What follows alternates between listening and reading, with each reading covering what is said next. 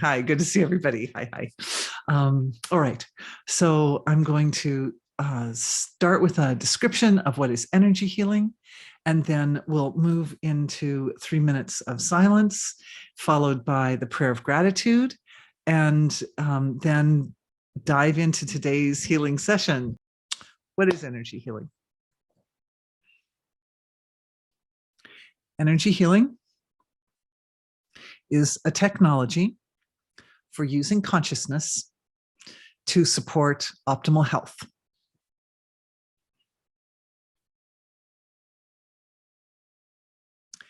It uses or employs the laws of nature that are fundamental to the human evolutionary process. And these laws of nature have been created by the divine. All the laws of nature. Sometimes we can refer to the laws of nature as the will of God. That's another way of looking at the laws of nature. So these laws of nature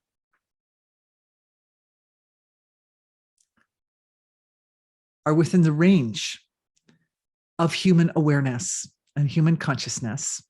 We employ them to support the transformation of darkness to light. And basically all energy healing is that.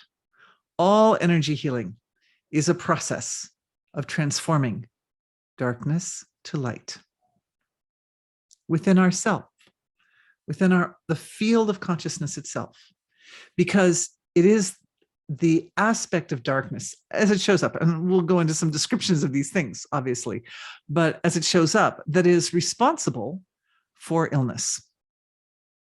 I'm adjusting my little, picture a little bit. Oh, fail. I adjusted it wrong. Sorry. Let's try again. Okay. Oh, let's try it like that. Okay. Darkness to light. So all of energy healing could be described as employing these particular laws of nature and like digging into them and understanding them and exercising them and strengthening all the parts of ourselves that use them, right? That as we interact with the physiology, we are interacting with natural law as it shows up as the human physiology, as the body. And so we're learning about the laws of nature as we go along and do energy healing. And we get better at using energy healing. All right, so that's a basic description, kind of a loose description, but as we go into today's session, hopefully things will tighten up and it will start to make more sense to everyone. And of course, lots of amazing, this is a very popular title, lots of amazing questions came in, and you're most welcome to use the question answer box to send in more questions if you like. In fact, I should open the question answer box so I know that everything is good. Hello from Hawaii. All right.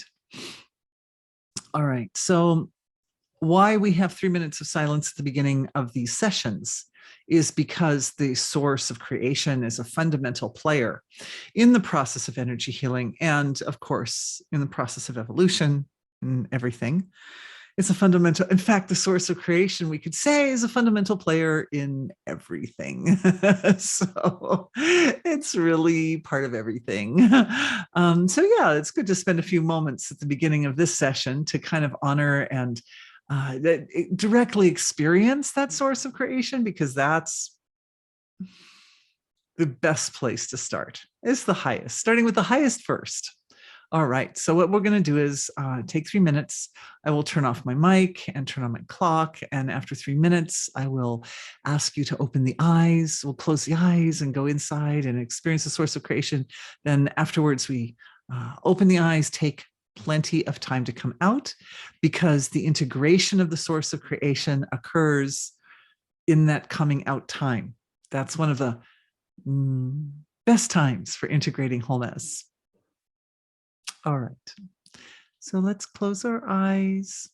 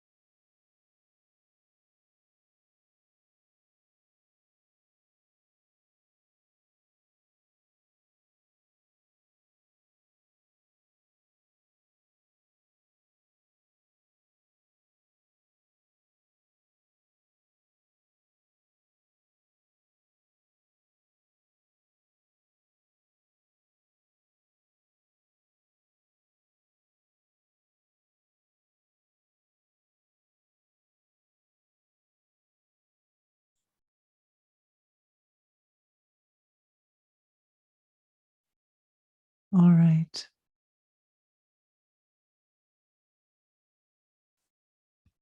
Take your time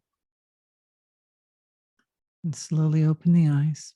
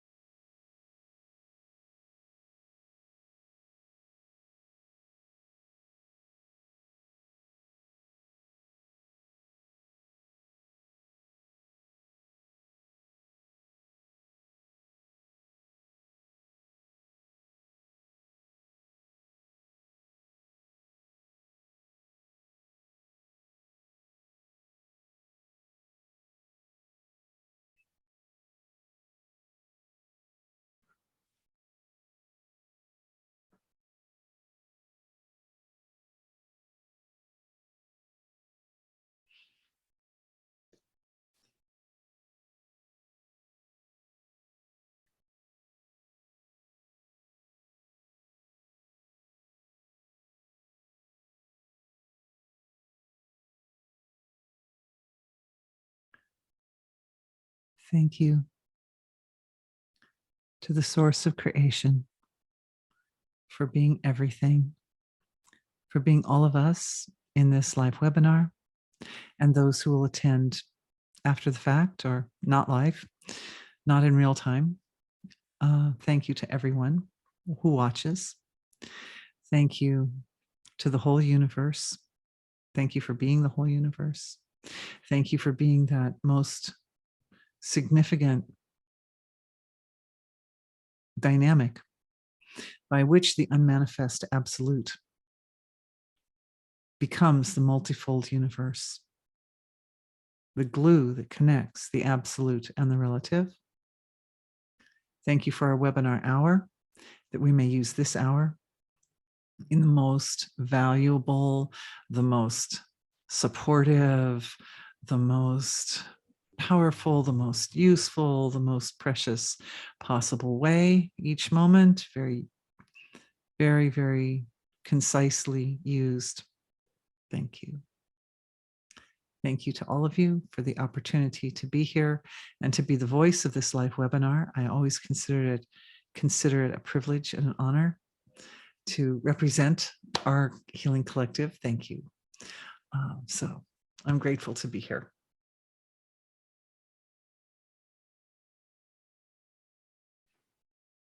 All right. Okay, we've done the description of what is energy healing, and we've done the prayer of gratitude and the silence. So now we go into today's topic. It is such an interesting topic. A lot of people signed up for this webinar because the topic is kind of very fascinating, and lots of amazing questions came in. So I may give a little bit of extra time today to questions. Usually I save those for the last 15 minutes, but even at this point, I don't think I can get through all the questions, and 15 plus more questions are coming in the question and answer box right now. So, so I think what I'd like to do instead is give a nice overview and description of what is energy, yeah, just a perspective on the angelic kingdoms and the angels and the beings of light and all the forms and phenomena that we would identify with the celestial field of creation. And then we'll go into questions. Okay.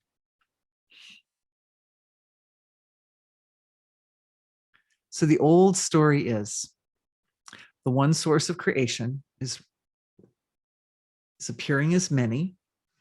And as it does that, it begins to bubble up from within its own nature, right? So within its nature, it bubbles up. And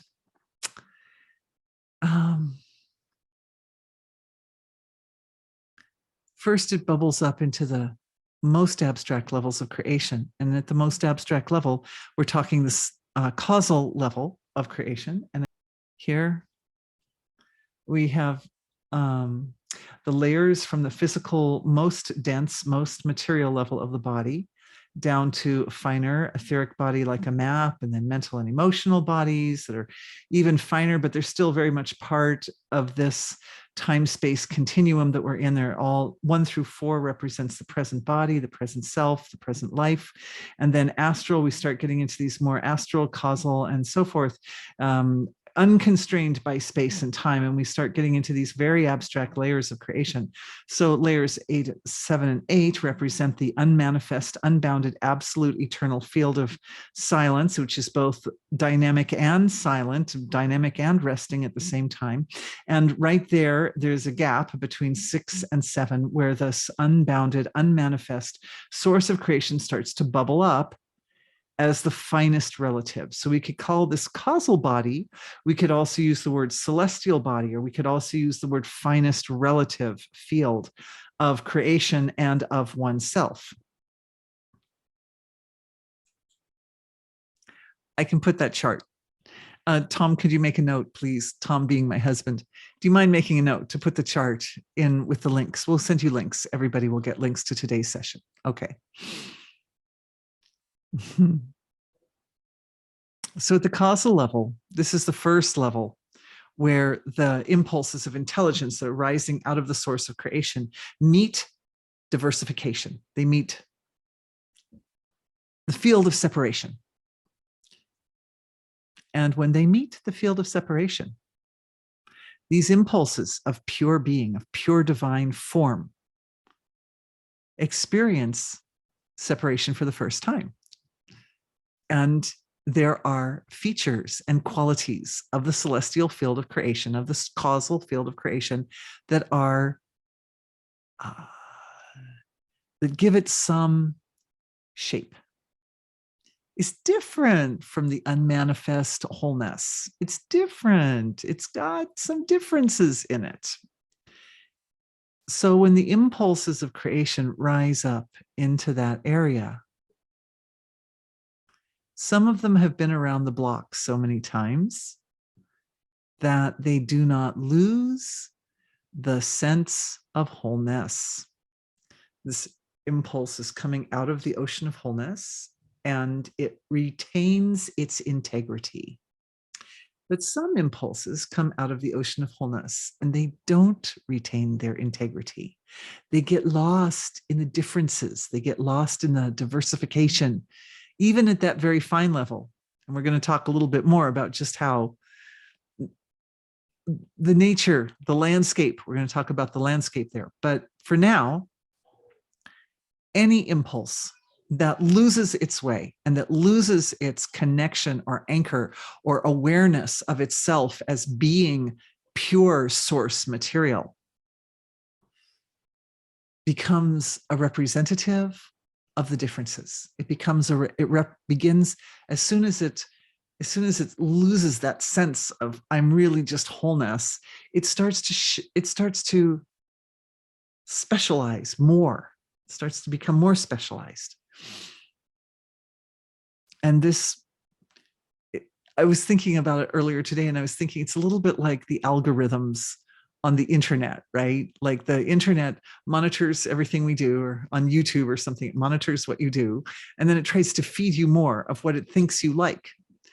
And I'm always looking at my YouTube feed thinking, YouTube doesn't get me. YouTube does not know what I like. It doesn't matter how many times I click on this, that, or the other. YouTube just doesn't understand. The algorithms don't understand, because the algorithms themselves don't have that sentience about them, right? So it can be like that at any level of this chart that I was just showing you a second ago. At any one of these levels, wholeness could be lost. You know, it can be that the impulse of intelligence rises up, and at the causal level, that impulse says, oh yes, I am wholeness, experiencing causal form. Oh yes, I am wholeness, experiencing astral form. Oh yes, I am wholeness, experiencing emotional form. And then it goes, wait a minute, no, emotions, they're so diverse, they're so intense, they're so amazing. No, I'm like a flow of emotion. And at that point, the wholeness can be camouflaged by the intensity at that level. And as soon as that happens, as soon as wholeness is camouflaged by the diversity at any one of these levels, this can happen, that wholeness can be lost, then the laws of nature shift and they stop supporting the outward stroke of that impulse. And they turn it around. They say, you know what? You've lost your way. It's time to come home. So that's just the way it goes. New laws of nature come in. And as humans, we interface with this dynamic constantly. We constantly deal with expressions in our world that have lost their way home. And our job is to become the instruments that support the return to wholeness. So the house gets dirty, we clean it up, right? Something happens that's not easy, and then we need to find the grace within it. We need to find the evolutionary value within that thing.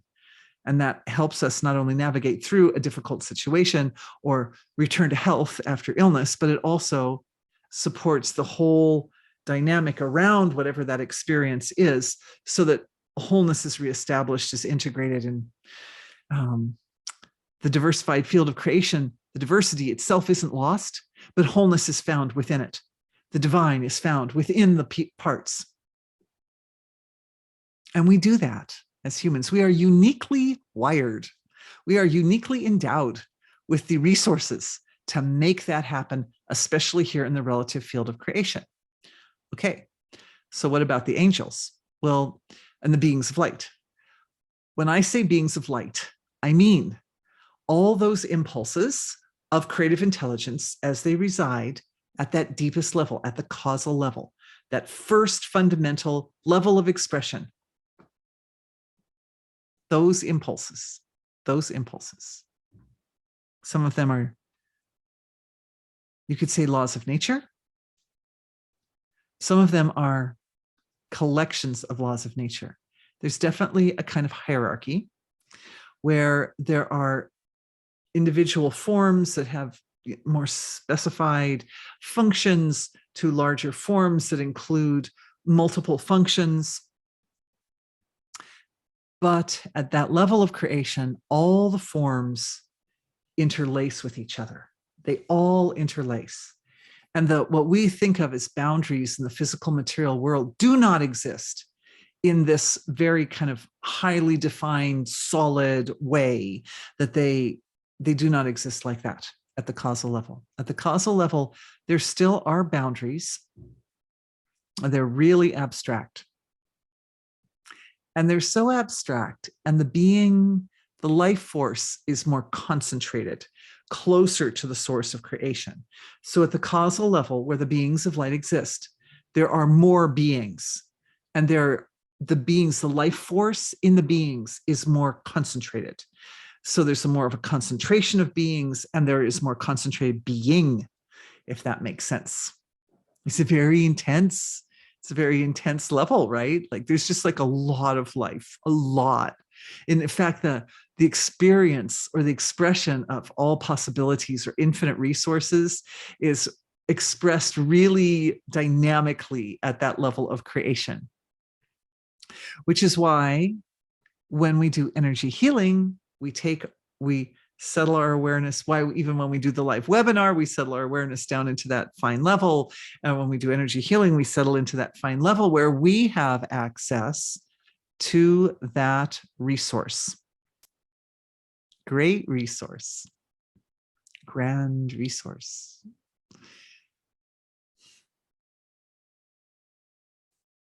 All right.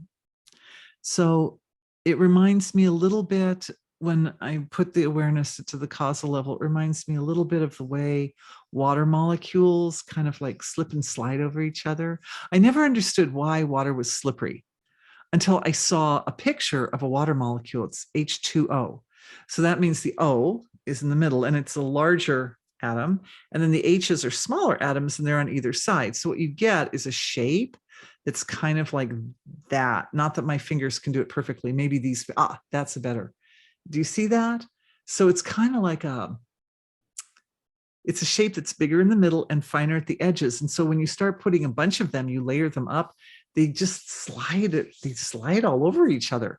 And the being at that level of creation is a lot like that all this field of intelligence and life force is sort of sliding around all in and on itself. And because the boundaries are far more abstract than they are here at the material level of creation, just figuring out like where, cutting the edge, like where does this being start and the next one end and this one ends and the next one starts, like that. It's like, well, well, it's kind of a gray area. But one thing is certain, that the dynamic that occurs in the manifest field of creation, whether it's the subtle manifest, now I'm using my backdrop because I don't want to keep having to flip back and forth to the words. Imagine those words sort of superimposed on my backdrop, okay? So the entire range of material expression, of manifest expression of the one unmanifest wholeness, the same dynamic is occurring. The cycle of evolution is occurring. And the cycle of evolution is the evolution of wholeness. The one infinite unbounded, it's the only story in town. The one infinite unbounded wholeness is showing up. There's all these parts and functions. It's everything. And so that story is one where the unbounded shows up and it expands, right? It becomes more diverse and more beautiful and more detailed and more amazing. And at some point or another, whatever that impulse is that has risen up from the wholeness, it gets the diversity and the beauty and the amazingness of the relative field overshadows the sense of I am that. It overshadows the wholeness, the connection back to wholeness. And as I said, as soon as that happens, new laws of nature come in and they stop the further expansion of that impulse, and it turns around and it's like, oh, it has to come home now.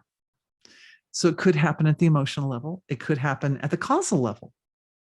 So at the causal level, this is happening. All through the causal level, this is happening. That some impulses rise up and they're like, oh, I am wholeness and I know it. And so those impulses tend to relegate to the lighter, brighter, finer areas of the causal field. They hold the responsibility and participate in the dynamic that is happening at that level of creation as being part of the laws of nature that bring the darkness back home to the light. I hope that makes sense. And it's important that it makes sense because it relates to us as humans as well. And that's what's really important about why are we talking about the beings of light? We're talking about them because they're the presence of beings of light within us is a vital function of our own healing process. It's like significant. It's like fundamental. Okay. So impulses come up and they kind of come up in sort of like, you could say, two categories. And believe me, you guys, I was looking at this and I was thinking, well, wouldn't it be a spectrum? Isn't there like a spectrum? Like some of them are dark, some of them are light, and then some of them are like in between. And the answer is everything in between is in the process of transformation. So you get the expressions of wholeness rising up that get up into the causal level and go, wow, this is really amazing. Like, look at all the separation, all the differences. And I'm going to lean into my difference. And I'm different from the unbounded, unmanifest source of creation. How cool is that? I'm going to lean into my difference. Well, the thing is that the unbounded, unmanifest source of creation is 100% totally, completely life supporting and good. So what happens if you lean into your difference, and what makes you different from the source of creation, is that you lean into destruction. Basically, you lean into the opposite or the antithesis of the source of creation. And so those impulses in the finest realm of creation are exploiting or exercising their differences. But when they do that, they end up harboring laws of nature that tend to manifest here at the surface of life as troubles, challenges, illnesses, problems for us. Okay, so we've got these, you could think of them as like young souls or something, right? They just come up into the causal field and they're just like, whoa, overwhelmed. My physiology isn't designed to create a stable anchor to wholeness and also experience this level of difference at the same time. And so what happens is those forms, which are just made of energy, basically, have to cultivate within their physiologies some stability and adaptability. Does that sound familiar? Because that's something we're stabilizing as well, right? We're doing that too. So that they can maintain their existence in the causal level of creation and also not lose connection to wholeness. When that happens, when those impulses evolve through that process, then they become stable harbingers of the light. And as such, they function to help. They help any other expressions of wholeness that have lost their way. They help them evolve, because it's like climbing to the top of a mountain, right?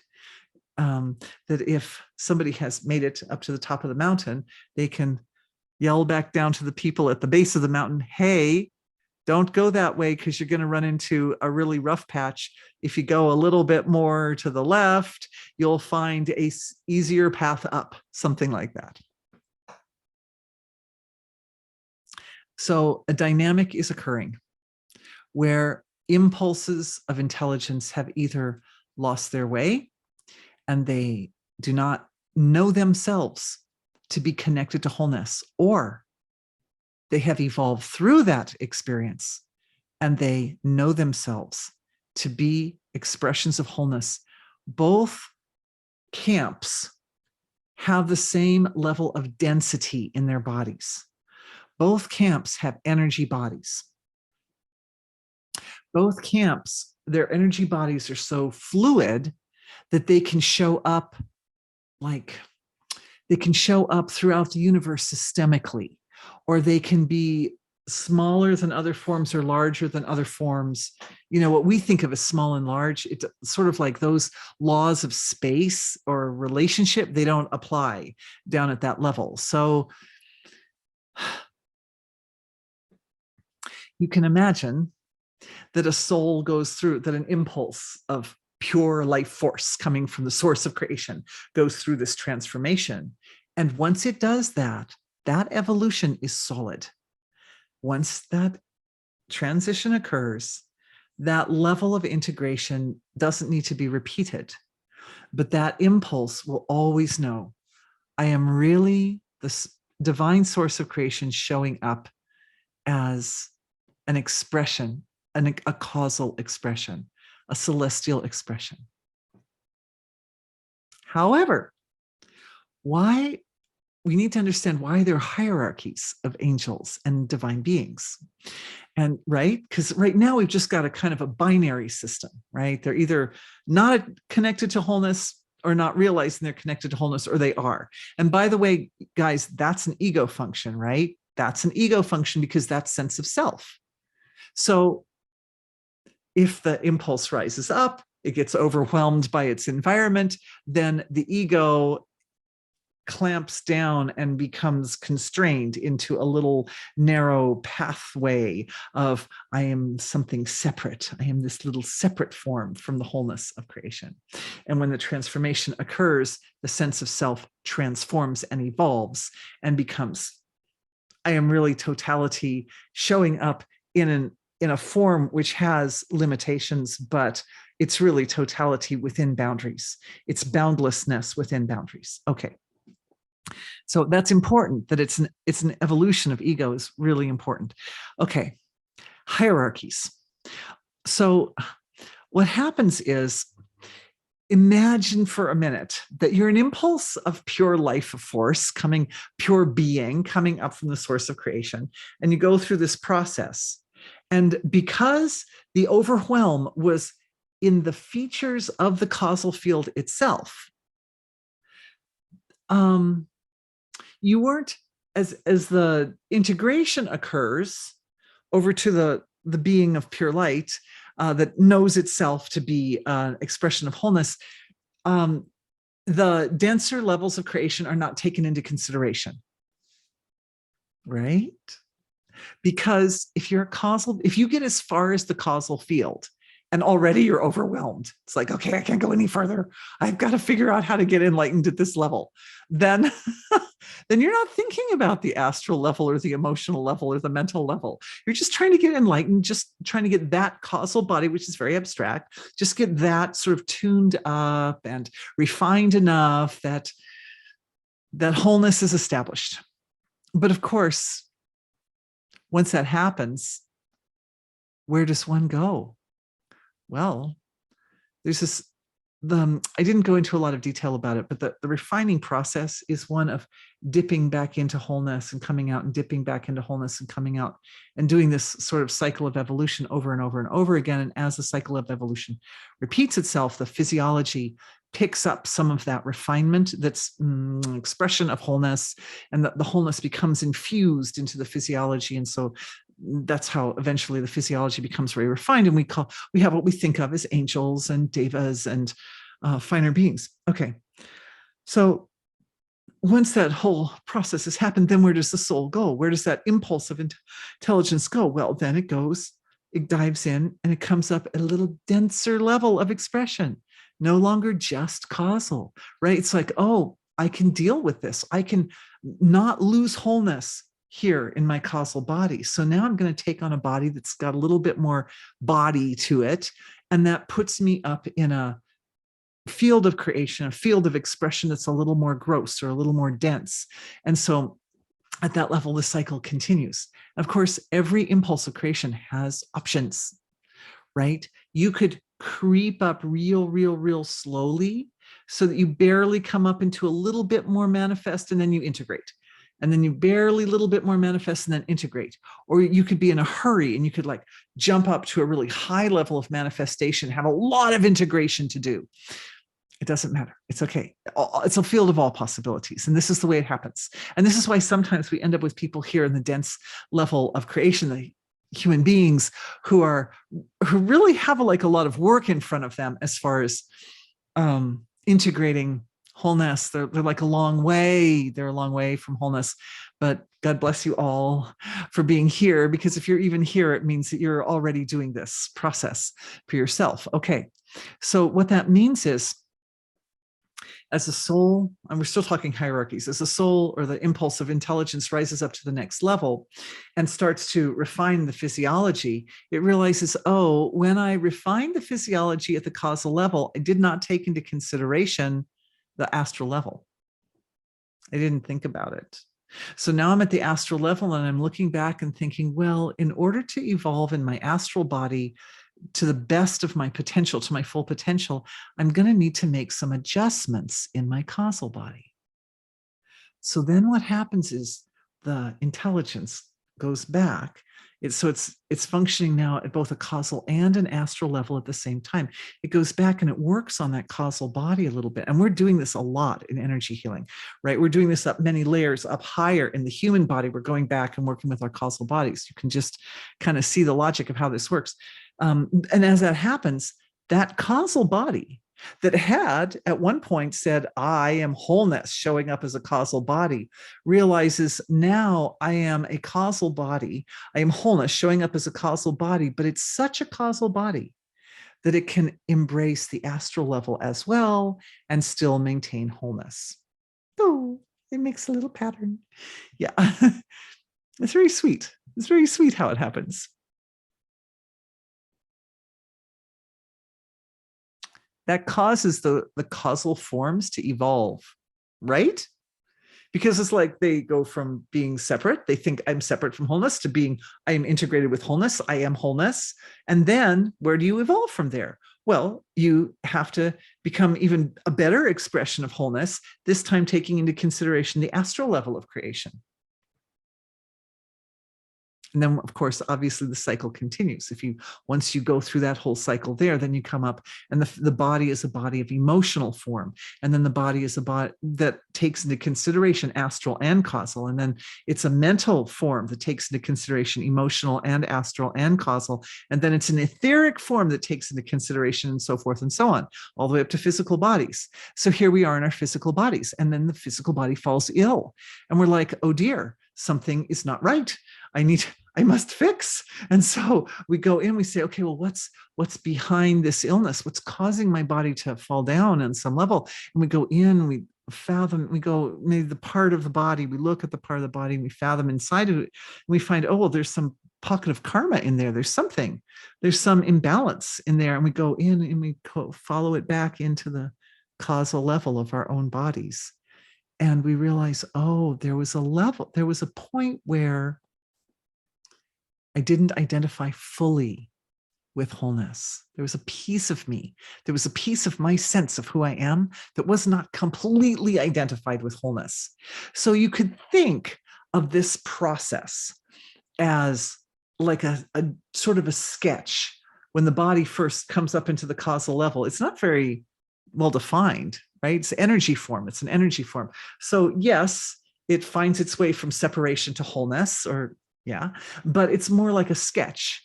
And then when you add in the consideration of the astral, is everything okay? Okay, sorry. Astral in, then, the definition of that causal body becomes a little bit better aligned with wholeness. And then now we come up to the physical, and we're looking at our own causal bodies from the physical level of creation. And the changes that we make from here are really, really refined changes. It's like the finished product, the great masterpiece painted in oil paints or something like that, very, very fine detail on the causal form. And those causal forms, our causal bodies, when we've been working it from the physical material level, they are the great ones. They are the big ones, the big, beautiful, universal devas. There's a lovely quote I think I sent to you guys Tom, maybe you can make a note to send the quote from Gurudev, but there are two famous quotes from him that sort of managed to make their way down through the ages. I think it wasn't really a tradition to save quotes by him, but he said that human beings are like lumps of gold. In this quote, human beings are like gold. We're like golden, but the gods are like beautiful jewelry crafted from that gold. So you can think of in this analogy, you can think of the gold as being the causal level of the physiology, right? And that as the human individual evolves, they start crafting that level of their own being into forms that are absolutely beautiful and detailed in the way that jewelry is detailed. Right? It's like an alankara is the Sanskrit term for jewelry, and it means to make sufficient, to make it, to adorn it in a way that it is really exquisite. It justifies. The gold is beautiful, but when you make it into jewelry, it is oh so much more beautiful even. It's beautiful and refined.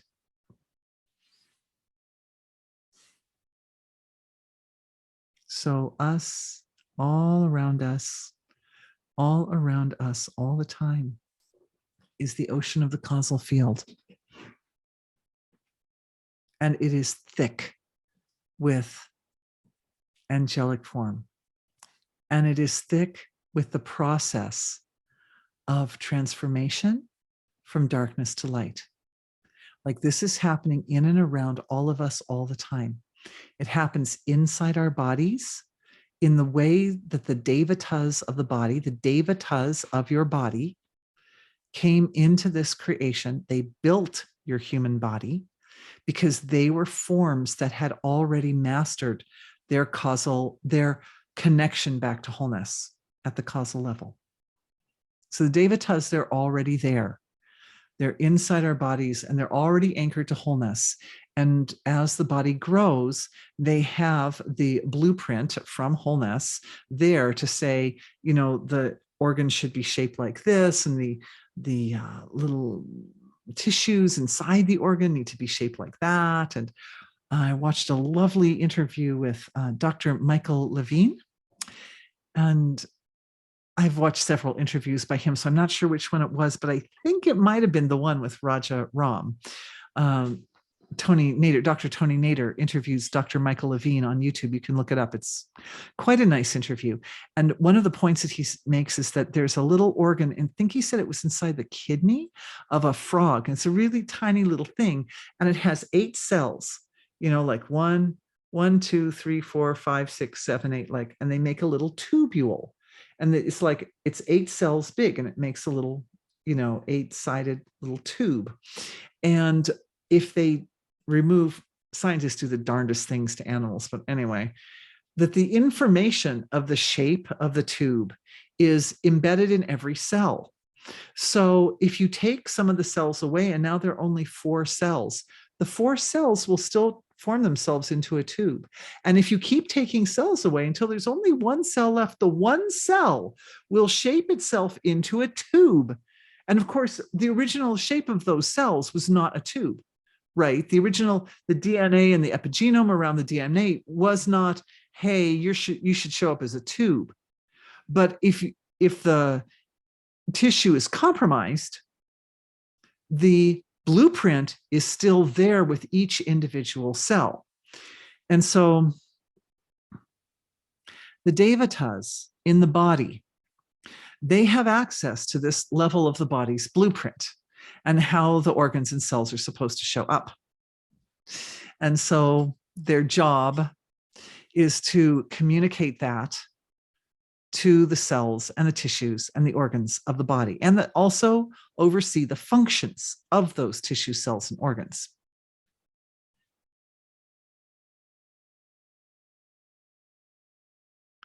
But they have another function.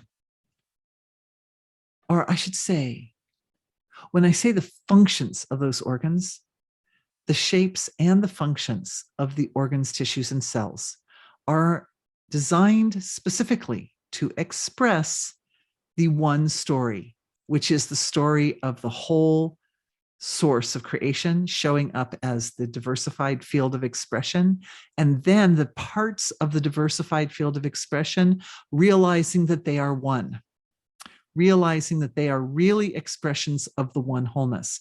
They are multifold, but they are expressions of the one.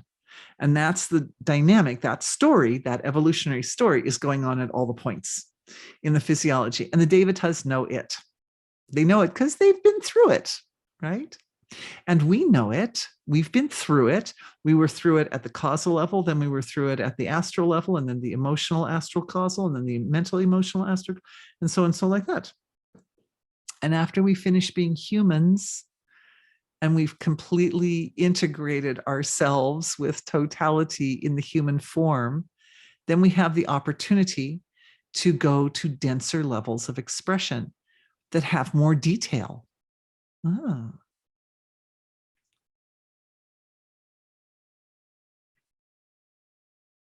It's a big story, but there's a simplicity to it also.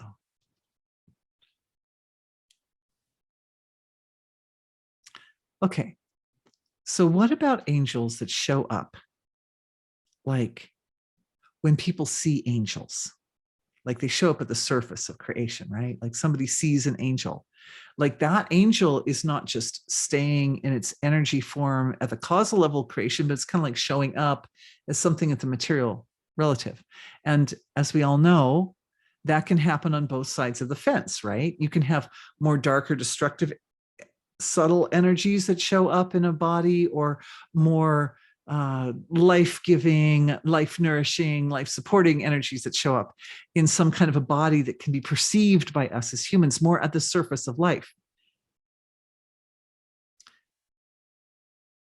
These forms have figured out how to maintain stability of their physiologies all the way into the denser levels. And angels especially. Yes, yes, I'm getting a download. Oh, I'm so happy to be getting a download in the middle of our webinar to share with all of you. The destructive forms, the destructive laws of nature. And you can't really talk about, you guys, you can't talk about the angels and the sweet beings without also talking about the dark beings, because as long as we're looking at it as a system that's kind of a binary system, then it's always going to be like that. So we have to kind of think about, we have to look at the binary system in terms of wholeness, right? In terms of ourselves and everything in it being an expression of one unbounded ocean of consciousness, because that perspective allows us to go in and explore the whole thing without getting caught or gripped or damaged or broken apart or lost, right? That allows us. So this is the platform on which we look at this situation. Okay. Just establishing that. The forms that lose their way do not know that they have lost their way, at least at first.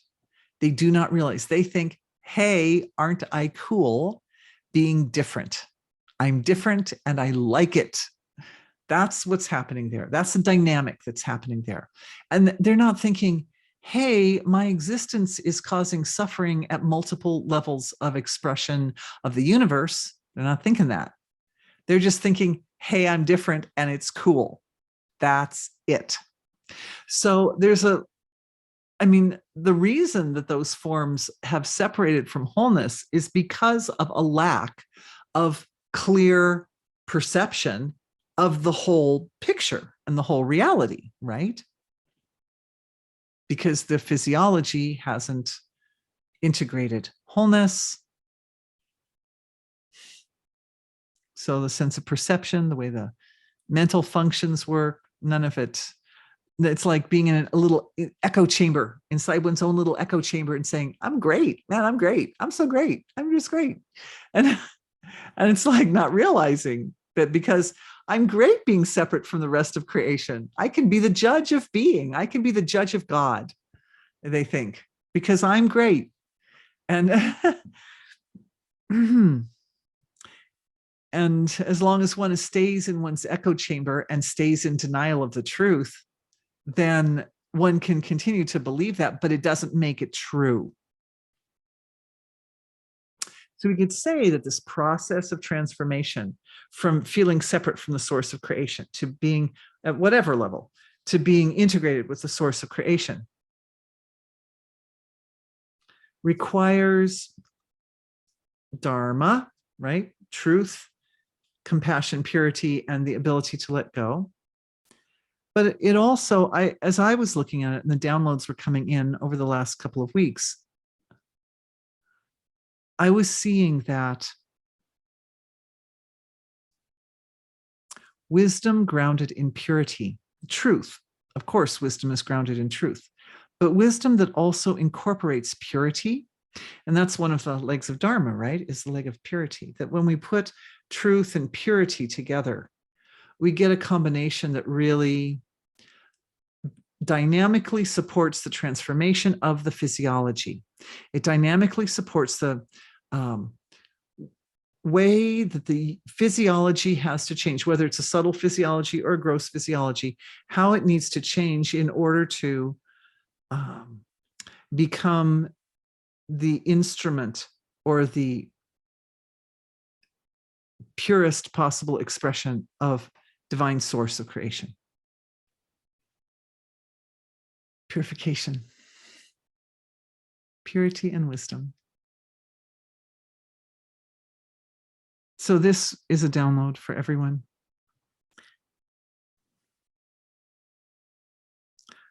Of the multiple ways in which purity and truth combine. And there's like a spectrum. There's a spectrum. To me, it looks like a matrix, like a kind of a spectral array that it goes up into the astral body, and it connects with the threads of the web of life, and it creates this not only a spectrum of all the different ways that truth manifests, and then each one of those ways that truth manifests combining with purity, but also at the astral level, there's I would say, that download of that information looks at the astral field, it looks at your astral body, it looks at the astral field, and it says, is the astral body optimally aligned to accommodate this download? And anywhere it's not, it shifts. It realigns itself. It accommodates knowledge, pure truth with a capital T, and purity. Pure truth. Truth pure, pure truth. Pure, purest truth.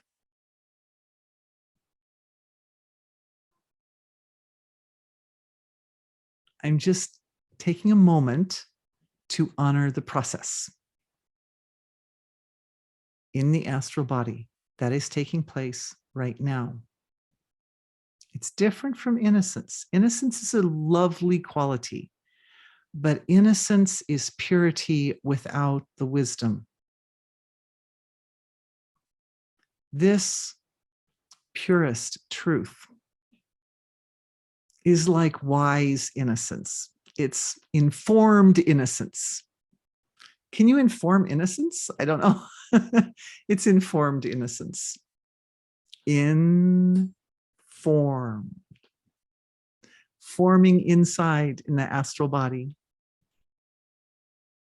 Purity. Which shows up. It shows up at the surface of the human experience as innocence. It looks like innocence to the uninformed. But you know that it's purest truth.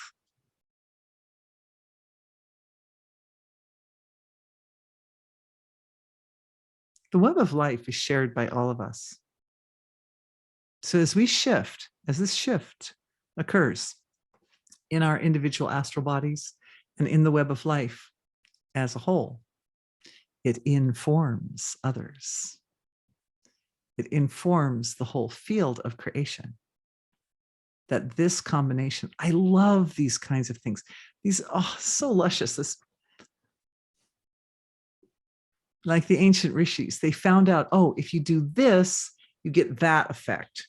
And if you do that, you get that effect. This was the whole Patanjali Sutra thing going on.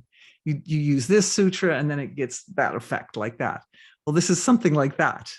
This purest truth gives rise to informed innocence.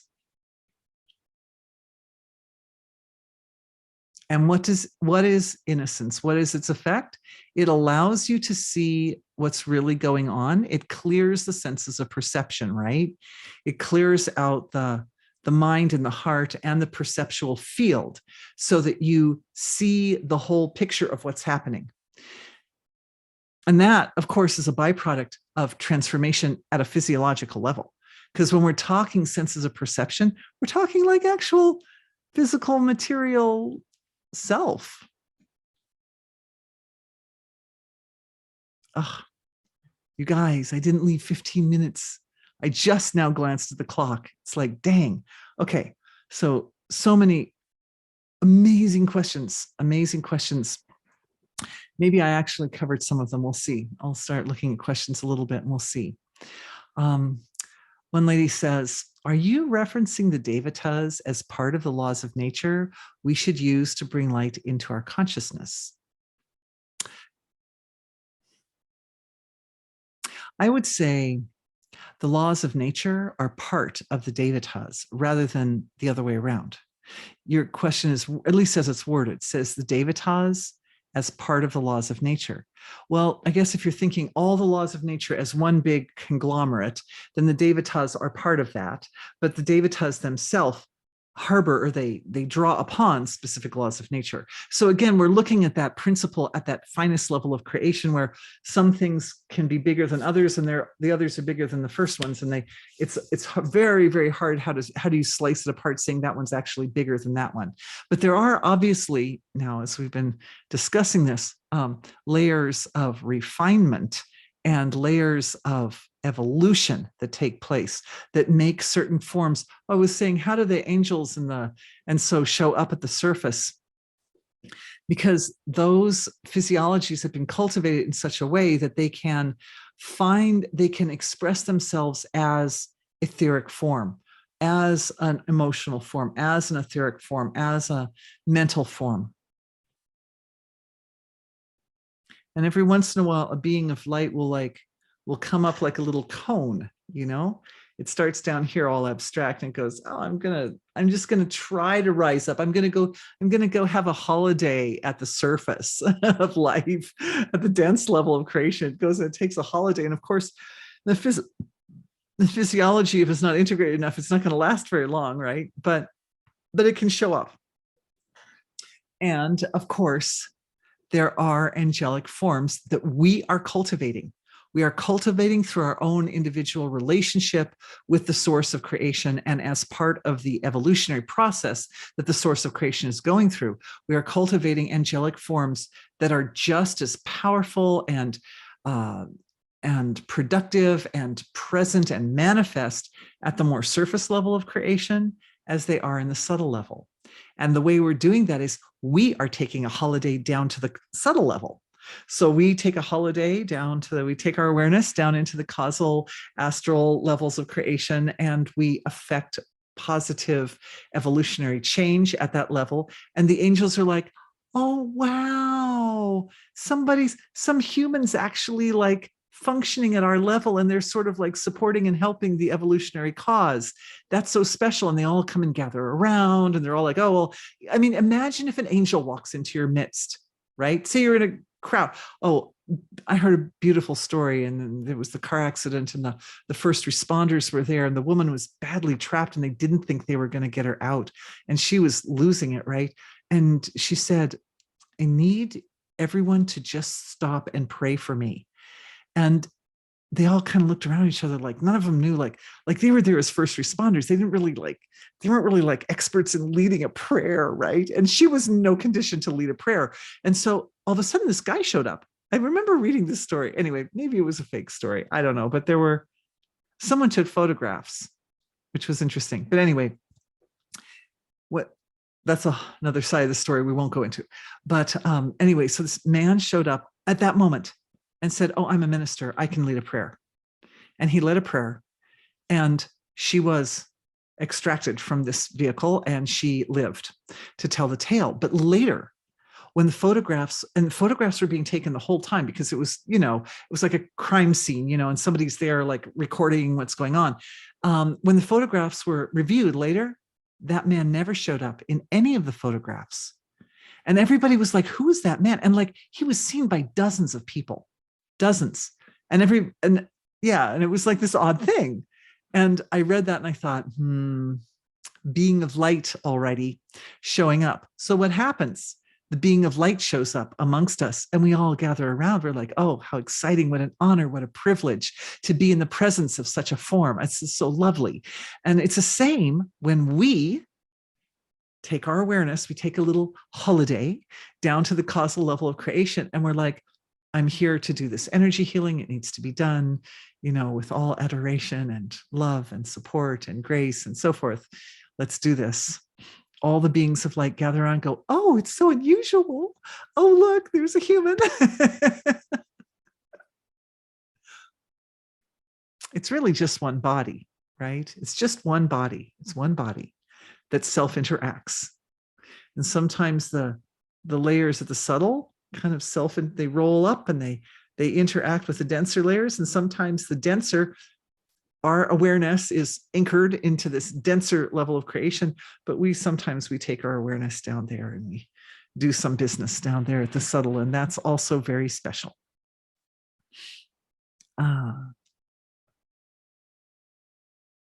So the Devatas, they're part of our body.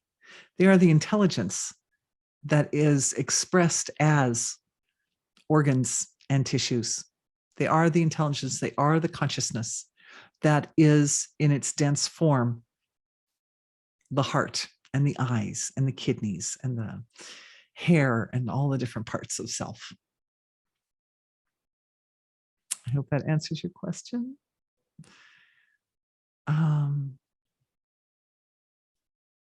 Okay, so here's a lady asking, moonlight feels so different to sunlight. Ooh, doesn't it? On the skin, sunlight feels like a blessing and transfer of information. Moonlight, tomorrow is the full moon. Thank you for reminding. It's going to be also a very kind of powerful full moon, because next month the full moon is an eclipse. So when it's an eclipse, they're exactly on the sun and moon exactly on opposite sides. But the month before the eclipse, they're like really close. And the month after the eclipse, they're really close. So this is going to be one of the more powerful full moons of our year, just pointing out. And also tomorrow we go into the time of the ancestors. And that only happens once a year in September. It's a 16-day event starting on the 10th this year and then going 16 days. It's a very, very powerful and important time to do honoring of the ancestors and healing for the ancestors. And of course, ancestors means DNA and epigenome, right? That's the part of the body that is up for maximum support and healing at this time. Very, very good for any imbalances or illnesses associated with problems with the DNA or the epigenome, such as cancer, right? Cancer is like a corruption of the way the DNA is showing up. And so yeah, so it's a good time, great time for healing, not a good time to start new projects. Okay, so the moonlight seems to alter the normal sensation, i.e. mobile phone emotion on the skin, to something interactive and different. I hadn't felt this before. The organ, the skin, has come up a few times in angelic channeling. Maybe you could take a quick look at this. Many thanks. The sun and the moon both possess their own angelic, you could say, soul forms. The subtle, their causal form, the causal form of the sun, the causal form of the moon. And the skin has its own causal form, its own Devata, that is responsible for our relationship with the environment. So I think it's very nice the way you're mentioning it here, that there's a relationship between the part of our bodies, the actual organ of our bodies, whose job is to interact with and sort of connect us, both connect us and protect us from the environment. And these two really large expressions of our environment, of all the celestial forms, the sun and the moon, probably have the greatest impact on us with regards to their gravitational field, other than the Earth itself, of course, has the most powerful effect. And then sun and moon have very powerful effect. And they are like opposites in certain ways, but they also are upholding and representing aspects of our intelligence intelligence. So very specific aspects of each person's intelligence. In fact, from my perspective, even the planets are part of our body. That the Devata intelligence, or the angelic intelligence that makes up our causal bodies, and our causal bodies are as big as the whole ocean of the whole causal field. Okay, so our causal bodies stretch all the way out to the ends of the universe, and all the way from the beginnings of time to the end of time. It's a very unbounded part of the physiology. And they absolutely include the energy that we think of as the sun and the energy that we think of as the moon. And what's important is that the Trinity, that is our own relationship with our causal bodies and our own individual human physiology, and our body, the sun, that we all share, and our body, the moon, like, right? Like each of us are like individual skin cells, and then we all share the heart, and we all share the stomach, and we all share the brain, right? So, our individual physiologies, we all share our sun, we all share our moon.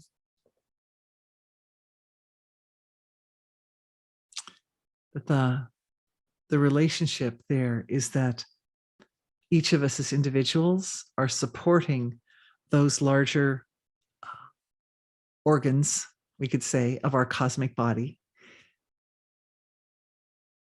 in a way that supports their highest harmonious coordination.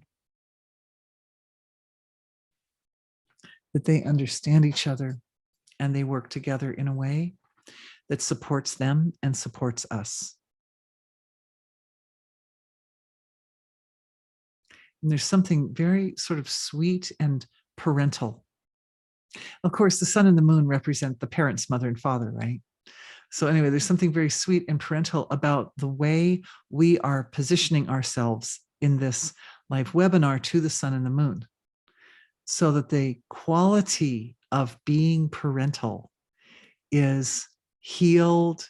It is, it gets a chance to realign with the original blueprint of the parental function.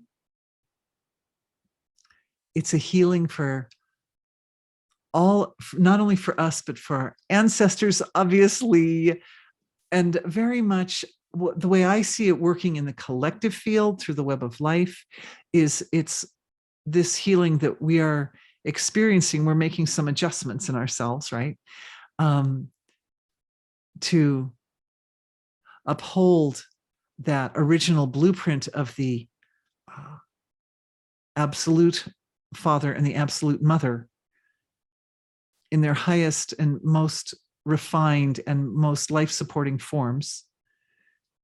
And that puts us, all of us here in our collective of the energy healing workshop or webinar, but also as individuals, even when we're not in the live webinar, in our relationship to the web of life and to all the other individuals on earth. And this is very important, you guys, in relationship to your own experiences as a child and the experiences of your ancestors as children.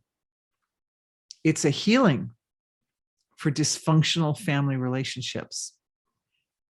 And it comes from embodying the absolute highest expression of parenthood, being, radiating that being. And that's something I didn't get into today, was how I really didn't go into very much, how do we directly, individually, as individuals, work with the beings of light. So I better do that tomorrow. Tom, can you make a note, sweetheart? Yeah, that I need to do that. How do we work with them? And very much that's related to the quality of intelligence that we imbibe ourselves. Like if we put ourselves in that position, that parental position, and we're not only supporting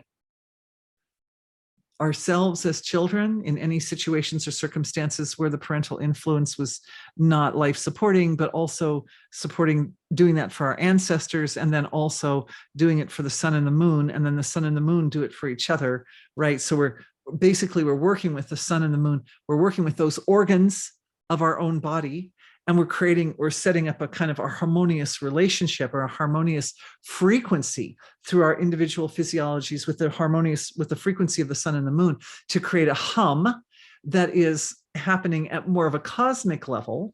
And it's supporting a healing and change for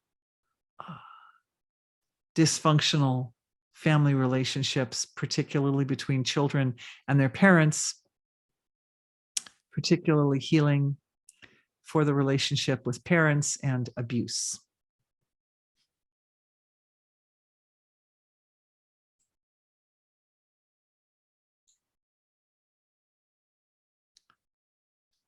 Please share how we can know when we are taking a causal level vacation. Are there markers to know when we are in the causal or astral levels? Oh, that's such a great question. Yes, the causal and astral levels don't appear the same as the physical material level. And when awareness settles down, settles down. Now, everybody's awareness settles down. You can say, well, what's she talking about? I don't get it. And the answer is that anytime you fall asleep at night, when you fall asleep at night, your awareness goes from the gross thinking, I'm just using the word gross as in dense, like material, thoughts, being wrapped up in one thought after another, to settling down and being quieter. The mind becomes quieter, becomes less gripped by the thinking, and then becomes even quieter and more delicate. And pretty soon you get into that kind of floaty place where the mind isn't gripped at all by thoughts, and maybe they're just some kind of subtle sensations going on, something like that. That's the causal level. And on the way down, we pass through the etheric level, which is really the dream level. That's where we dream. We dream in the etheric field. And we pass through mental and emotional levels, and we come down to the astral level that is that field where awareness